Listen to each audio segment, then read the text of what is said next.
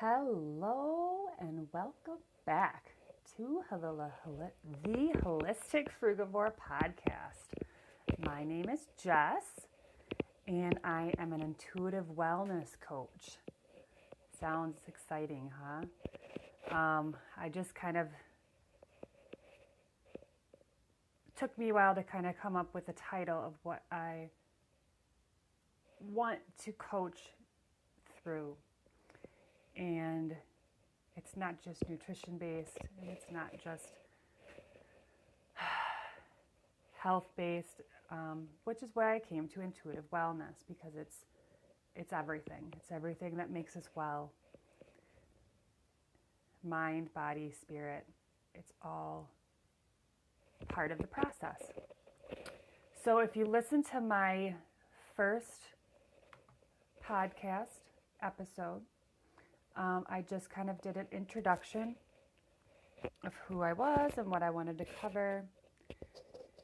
And today I want to talk about the terrain theory versus the germ theory.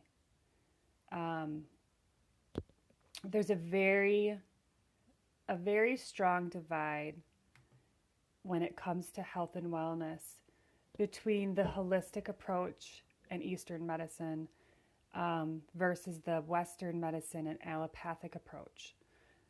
I lean very strongly into a lot of Eastern medicine processes. And one important thing to observe and look into and truly consider is the terrain theory. Now, we have to understand that all of these concepts they're all theories at this point. And we evolve and learn new things all the time and come up with these new theories. And it's hard to truly take one ideology and call it fact or truth. And this is often what we see in our modern society, and science in particular, is there's a push to stick to this concept of science being fact. Or if you don't follow the science, then you're a conspiracy theorist. And those types of ideas, which it's not only disempowering to the individual, it's disempowering to us in our own ability to look intuitively into what feels best for us and what resonates with us in terms of our health and wellness. And I feel like there's a huge disempowerment in our modern medicine, is this outward, this external seeking for someone to heal you or someone to fix you or someone to coach you into the best diet. But the true empowerment comes from the realization that no one outside of yourself is more passionate about your well-being than yourself. You are the one who needs to seek and discover the best mode of truly healing and empowering your own body. And as I journeyed through Regenerative Detox, which I'm still journeying through, I'm going to have later podcasts of what I'm personally dealing with in my healing process. It's a lifelong process. You hit different milestones of healing and healing crisis along the way. But I first got into regenerative healing, regenerative detox, just over 3 years ago, right before I got pregnant with my third child. And I did 2 weeks of just fruit and fasting. So I would fast most of the day. I would maybe have one meal for dinner, which would be just a fruit meal, like a couple mangoes, watermelon, something like that, a fairly decent sized meal of just fruit, and then having healing teas throughout the day and possibly juices for midday, and taking herbal teas and tinctures. And this is to help cleanse your system of any buildup in mucus that has been contributed from the way that you eat, the foods that you eat, the really mucus-based, the foods that create the most mucus in your body. So one key concept that comes from that is understanding that it's not the food itself, and it's not the environment we're exposed to. It's not the germs that cause our body to do the things that it does, cause these symptoms of illness. Those exposures are what our body reacts to in order to eliminate any dead cells called exosomes and other congestion and mucus and built up toxins, heavy metals, any of those built up toxins within your system. And exosomes, which are dead cells from our natural detoxification process.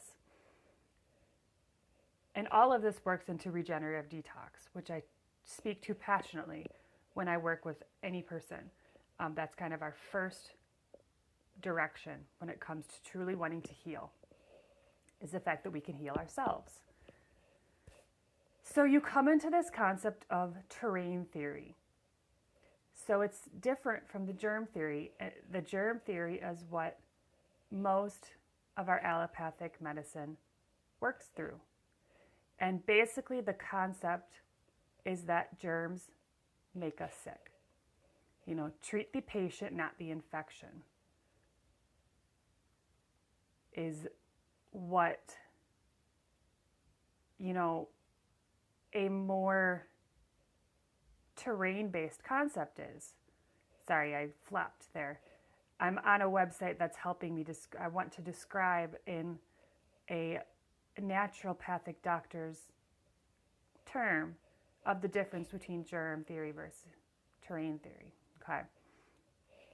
So the main analogy that they come up with is showing a fish in a fish tank, or multiple fish in a fish tank, and showing the germ theory being showing that the tank is dirty,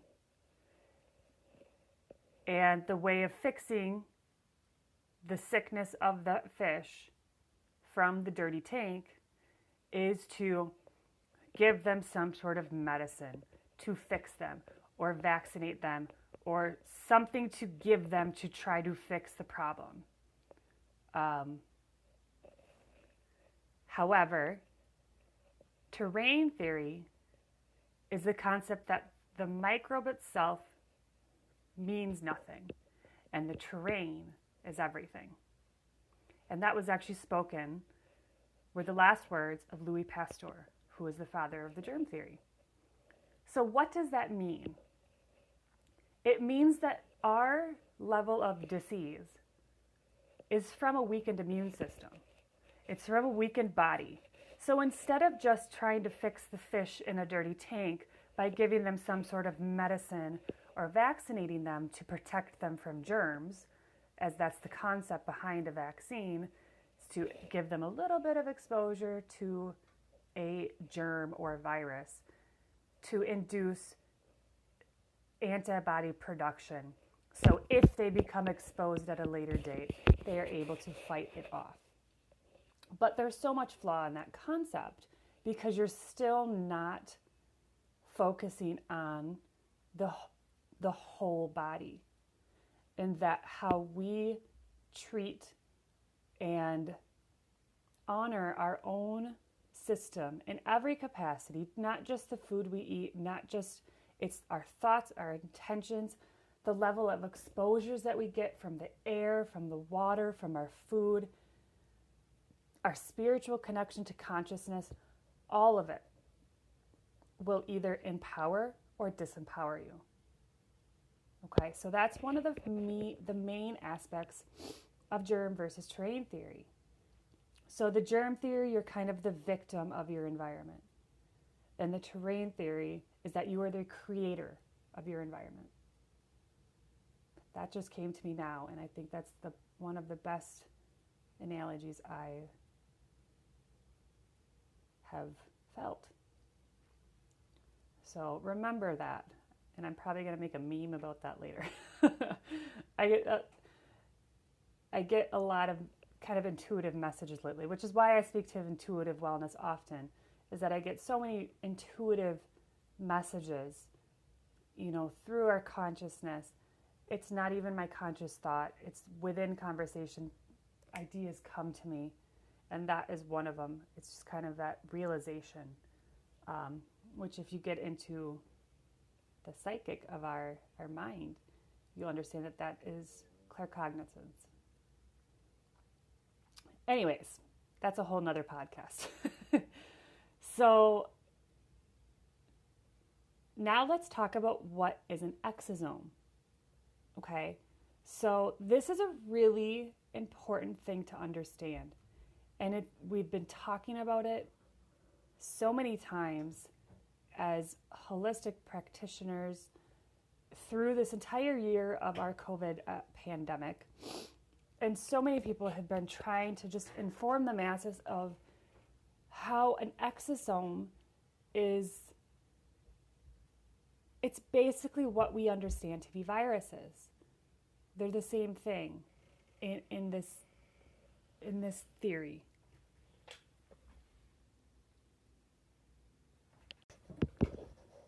So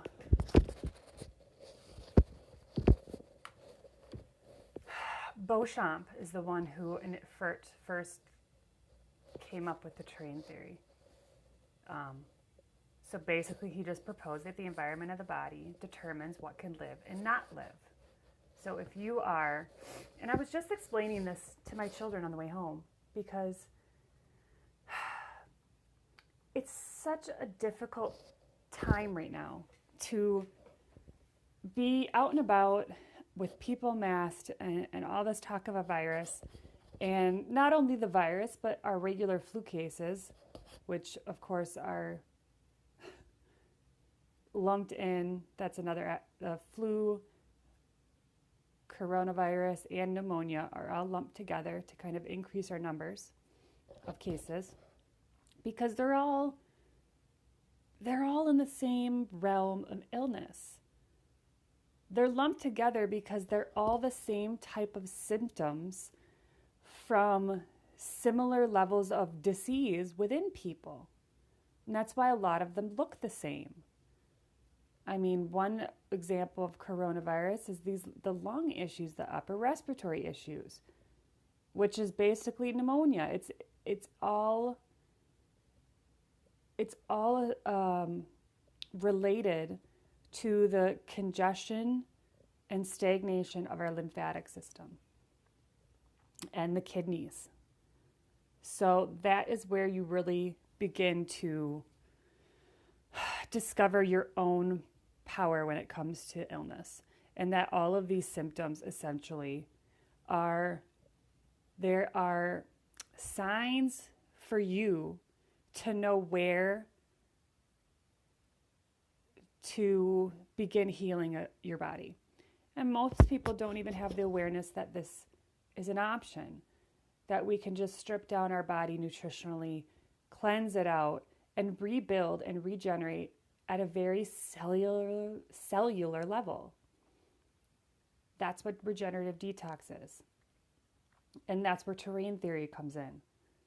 Identifying your symptoms. And I'm someone who has had a long history of respiratory issues, so I am not unempathetic.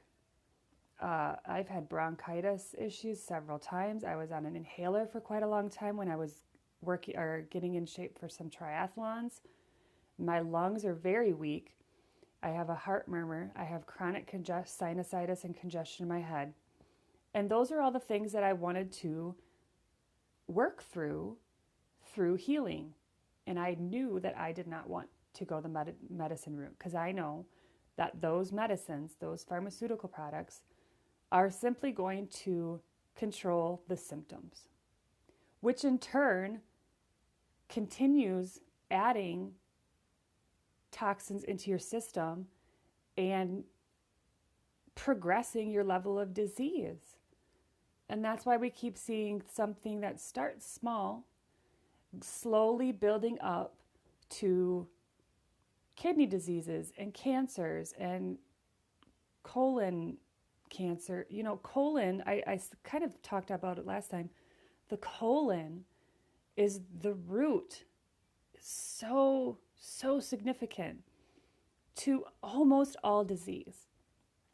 If you are constipated and you are not going at least every day, multiple times a day preferably, again, an issue that I've dealt with my entire life. So I am working through my own experience and I'm sharing from my experience. If you are constipated, you are sick. It's as simple as that. If you are constipated, then you are holding congestion and mucus within your system and you are adding eliminative waste back into your intestines and bowels and stomach.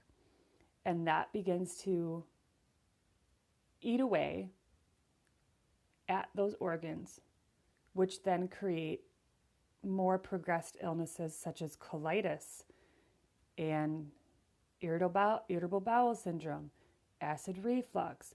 All of these other upper digestive system issues begin from lower digestive buildup. The kidneys not being able to filter out waste because of the large amount of toxic intake. So we have this thing called a toxic threshold, which is basically the amount of waste, toxic exposures we can have on a daily basis that our bodies can effectively eliminate from our body. We have that capability, but most of us are well above that threshold. And that's when it starts to overload the kidneys. And a huge aspect of where this comes from is from all of our meat and dairy products. So as you know, I promote a plant-based frugivore diet, fruit-based, plant-based. I'm not necessarily opposed to meat eating. My opposition comes to the ethics, sustainability, and sourcing, the physical wellness of the animal that you get your meat from is hugely impactful to how your body handles that meat source. And that's one of the huge things that we are missing in basic nutrition. It's not just what you're eating, it's the quality, ethics, source, the frequency of the food that you're eating. Okay. So when we come back to the concept of the terrain theory, it's all about alkalizing your system through nutritional therapy to prevent and reverse cancerous conditions, tumor buildups. One other thing I quickly want to touch on is I often hear that people say sugar feeds cancer. I don't disagree that certain sugar sources are added sugars, where the sugars that come from a lot of your wheat products, those are a lot of your glucose. Those are harmful to our digestive system. But it's not as direct as saying eating sugar causes cancer, because it's not that simple. We're very simplistic in our mindset of saying that something causes cancer. There's no one single thing that causes cancer. To put it simply, a very simplistic anat and phys level breakdown is that cancers are just accelerated acidity of your body and the inability for you to properly eliminate all of the acidic properties within you. So they build up in a tumor. That's actually a protection mechanism. That's actually a way of the body trying to protect itself from overloading any further, that it builds into a single tumor. So that tumor is basically excess mucus and toxins that your body has been unable to eliminate. So how do you reverse that process? You got it. Cleaning your system out. It's all about the cleanliness and purity of your environmental terrain within and on top of and around your body.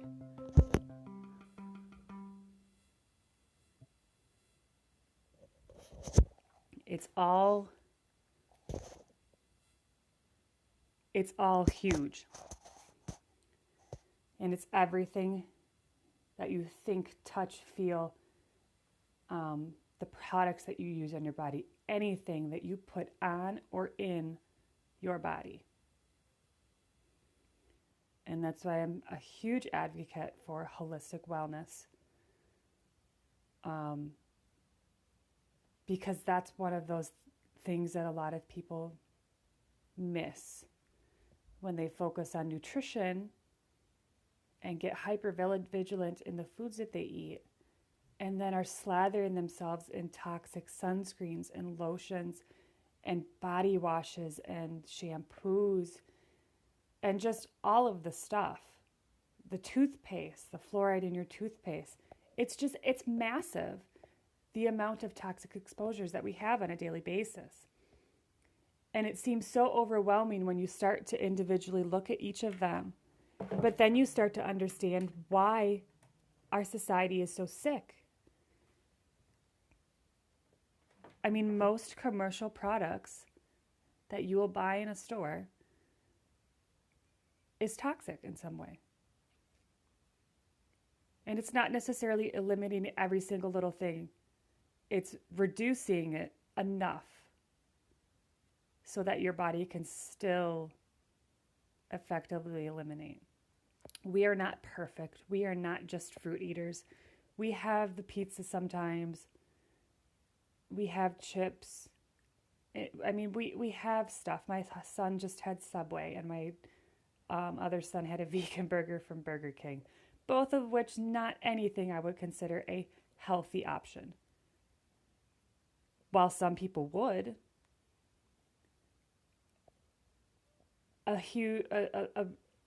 there's a huge amount of grace you have to give yourself as well. That's where the mental part comes in, is when you get so micromanaged in your nutrition that you're actually harming your emotional well-being. So when I talk to people about nutrition, I say try to be 70 to 80% of your whole food, raw foods, uncooked as much as you can.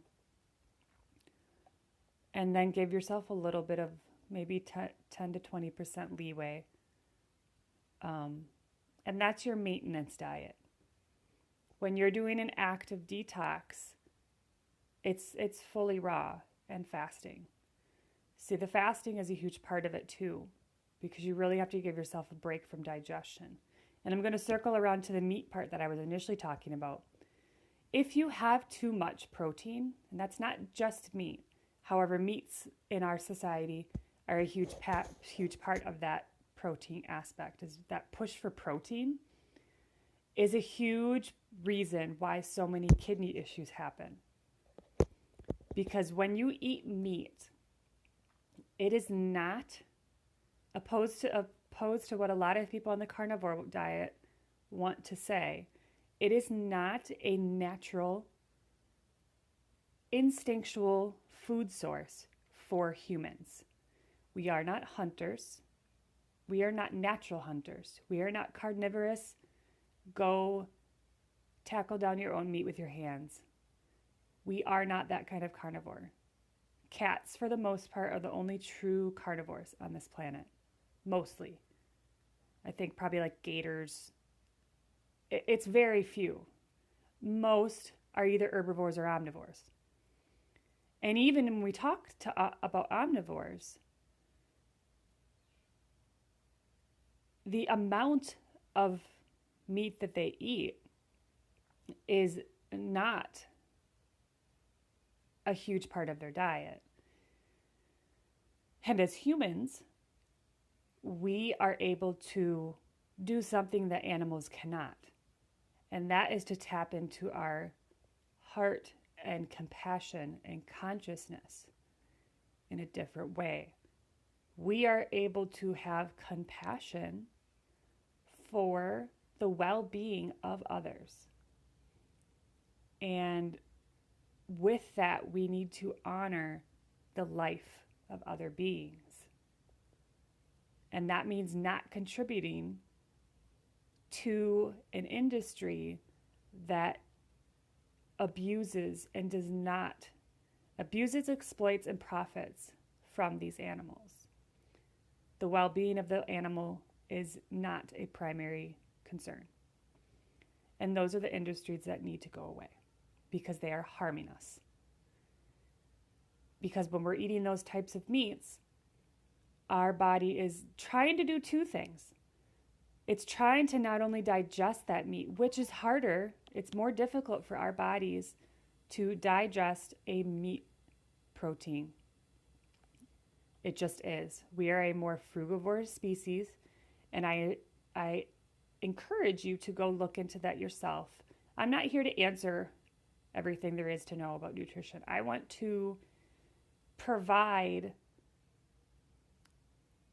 areas of exploration, give you information that resonates with me, and allow you to self-explore and find what really resonates with you, what feels right.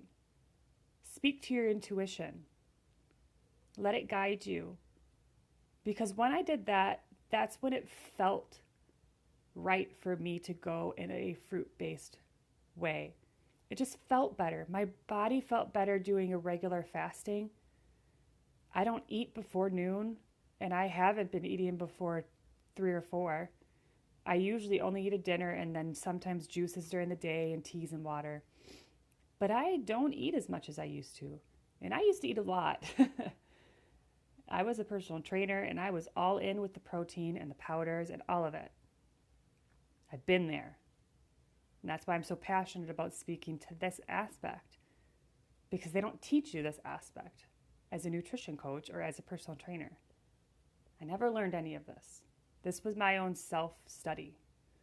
Finding someone like Dr. Morse, looking into Arnold Ehret, Dr. Sebi. Even now you can look up Zach Bush. He has amazing information as well. We need to look into these on our own because we don't get this information from modern medicine. They're leading us in a direction that creates illness. And that's just the truth.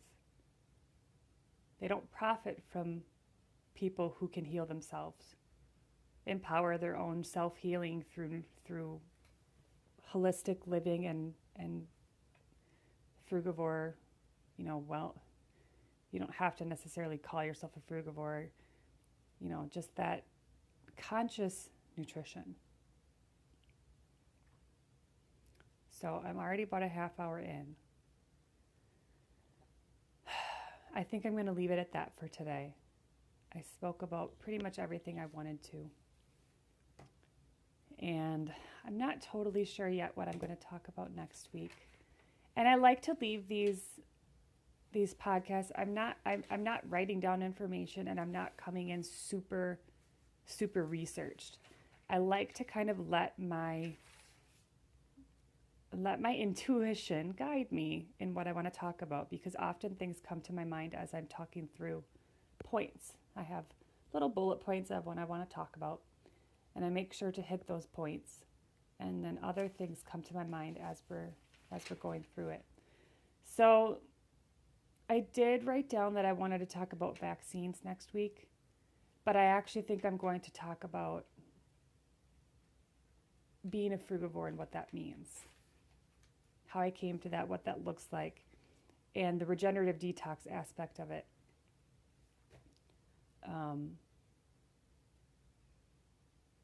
Yeah, I'll probably try to get a little bit more detailed when that day comes. But that's my goal. So we'll be talking about what being a frugivore means on a more intimate level. So I hope you enjoyed this. Thank you for listening. I appreciate any support. I'm trying to, build my own little coaching and wellness business out of my website and this podcast. So any support you can offer would be wonderful.